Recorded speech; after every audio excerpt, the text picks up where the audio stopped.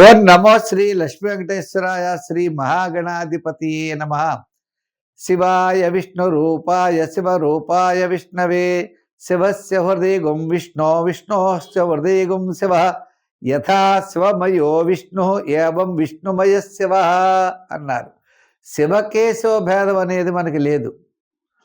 ఎందుచేతంటే మహాశివరాత్రి పర్వదినం వస్తోంది. ఆ మహాశంకరుణ్ణి ఆరాధిస్తే సమస్తమైనటువంటి ఫలితాలు కూడా మనకి కలుగుతాయట. శివుడు ఎవరిని పూజిస్తాడయా అంటే విష్ణువుని పూజిస్తాడట. విష్ణువు ఎవరిని పూజిస్తాడయా అంటే శివుని పూజిస్తాడట. అంచేత ఇద్దరూ ఒకటే అని చెప్పి మన భావాలు. కాబట్టి ప్రతి ఒక్కరు కూడా ఈ యొక్క మహాశివరాత్రి పర్వదినమున ఆ శంకరుణ్ణి పూజించాలట. విష్ణు భక్తులందరూ శివుని పూజించాలట, శివభక్తులందరూ విష్ణువుని పూజిస్తూ ఉంటారట. ఇది ఎంత పురాణాల్లో ఉన్నటువంటి వచనాలు అనుకోండి. అంచేత మనం తప్పనిసరిగా మహాశంకరుడి యొక్క ఆశీస్సులు శివరాత్రి నాడు పొందాలి. ఎవరు పొందాలి అంటే గురుబలం లేని వారు తప్పనిసరిగా పొందాలట. గురుబలం ఉన్నవాళ్ళు ఎలాగ పొందుతారు? గురుబలం లేని వాళ్ళు ఎవరయ్యా అంటే మేషరాశి వారికి గురుబలం లేదు. అలాగే మిథున, కర్కాటక, కన్య, వృశ్చిక, మకర, మీనరాశుల వారికి గురుడి యొక్క బలం చాలా తక్కువ. అంచేత మహాశివరాత్రి నాడు స్వామిని ఏది అడిగితే అది ఇస్తాడట. అంచేత స్వామిని కొలవండి, ఆయన అనుగ్రహం పొందండి. మరి ఆయన అనుగ్రహంతో మన యొక్క వారఫలాలు అనేవి ప్రారంభించబడుతూ ఉంటాయి. అంచేత అటువంటి పర్వదినాన్ని మనం, శివరాత్రి పర్వదినాన్ని మనం సద్వినియోగం ప్రతి ఒక్కరూ చేసుకోవాలి. అంచేత ఈ నెల 15 నుండి మనకి 15 నుంచి 22 వరకు ఉన్నటువంటి గ్రహాల యొక్క పరిస్థితులను అనుసరించి మనం రాశి ఫలాలు తెలుసుకుందాం. వృశ్చిక రాశి. ఈ వృశ్చిక రాశి వారికి రాశ్యాధిపతి అయిన కుజుడు ఉచ్చస్థానంలో తృతీయంలో ఉన్నాడు. తద్వారా ఎంతటి కార్యక్రమాన్నైనా విజయవంతంగా పూర్తి చేయగలుగుతారు.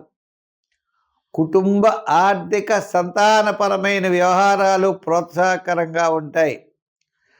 మరి చతుర్థంలో శుక్రుడు, ఆ శుక్రుడు వల్ల కూడా విందులు వినోదాల్లో పాల్గొనే అవకాశాలు ఉన్నాయి. మరి చతుర్థంలోనే రవి, బుధులు ఉన్నారు. వారి వల్ల పెద్దగా ఉపయోగం లేదు.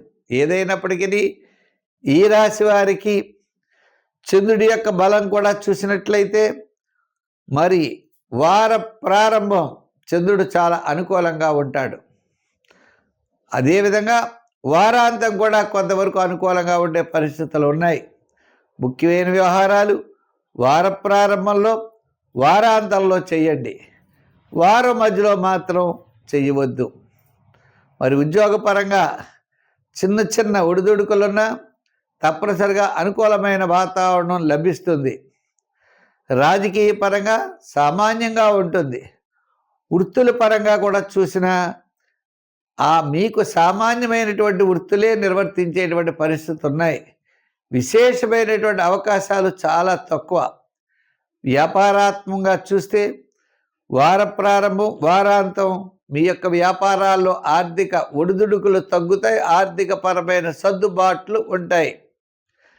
అయితే మొత్తం మీద మనం ఈ రాశి వారు మనం ఆలోచిస్తే దీర్ఘకాలిక ప్రయోజనాన్ని ఇచ్చేటువంటి వివాహ, ఉద్యోగ, వ్యాపారాదుల యందు నిదానంతో వెళ్ళాలి. ఏమండి ఇలా లంచం ఇస్తే ఉద్యోగం వస్తుందా, లేకపోతే ఇలాగ ఇది చేస్తే మనకి పని అవుతుందా అంటే అలా అవ్వదు. ఎంచేత సమయం వస్తుంది, మీకు చాలా తొందరగా మీకు స్వరూపమైనటువంటి పనులు జరిగేటువంటి టైం దగ్గరలో ఉంది. కాబట్టి ఎటువంటి పరిస్థితుల్లోనూ అడ్డదోవలో మనం ప్రయాణం చేయకూడదు.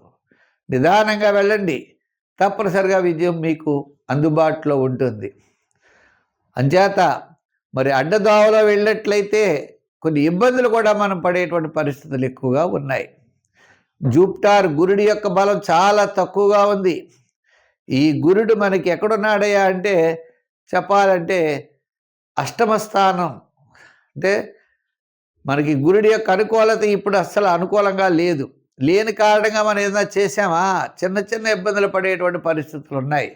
అష్టమంలో గురుడు ఉన్నాడు, తద్వారా మీరు వెనుకబడేటువంటి పరిస్థితులు ఉన్నాయి. కాబట్టి గురుబలం లేనిదే దీర్ఘకాలిక ప్రయోజనాన్ని ఇచ్చేటువంటి పనులు మాత్రం నెరవేరవు. అంచేత ఈ గురుబలం పొందడం కోసం, ఈ వారం అనుకూలంగా ఉండడం కోసం మనం ఏం చేయాలి?